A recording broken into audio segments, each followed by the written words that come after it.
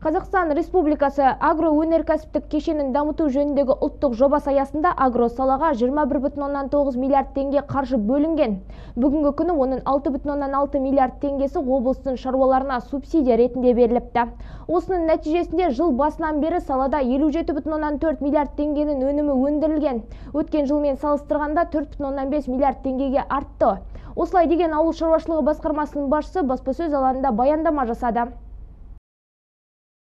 Бүгінгі күні егін шаруашылығында 679 миллион теңгенің, мал шаруашылығында 56,7 миллиард теңгенің өнімі өндірілген. Көктемгі дала жұмыстары 97,5%-ға орындалған. Бүгінгі күні облыс бойынша 108-де 4 мың гектар алқап жыртылып, 461-де 6 мың гектар алқап өңделген. Оған қажетті 89-да 8 мың тонна тұқым толығымен қамтамасыз етілді дейді басқарма басшысы.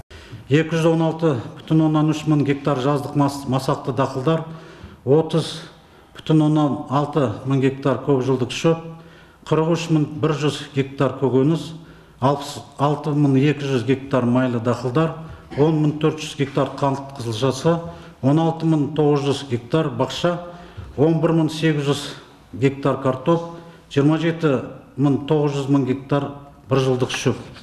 Одан басқа және 18,300 гектар дәндік жүгері себілді.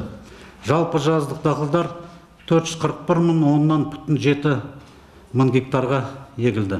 Аймақта ауыл шаруашылығында өндірілген жалпы өнімнің 42%-дан астамы мал шаруашылығына тиесілі. Бүгінгі күні мал шаруашылығы саласында 36,2 мың тонна ет өндіріліп, 2,1%-ға артса, 84,2 мың тонна сүт өндіріліп, 1,5%-ға артқан.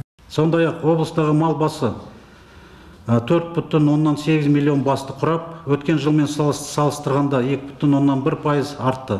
Оның ішінде мүйіздері қара саны 556 мыңнан астам басқа жетіп, 1%-ға. Ұсақ мал саны 4,1 басты құрап, 2,9%-ға. Жылқы саны 187,1 мың басқа жетіп, 6,6%-ға артып отыр. Айта кетейік, биылғы жыл агросала бойынша облыста жалпы құны 11 миллиард теңгені құрайтын 11 инвестициялық жобаларды іске асыру жоспарлануда. Нәтижесінде 225 жаңа жұмыс орындары құрылмақ. Мағжан Орынбасар, Нұрлан Бектұрсын, Ерболат Жақаш, жеті Ньюс.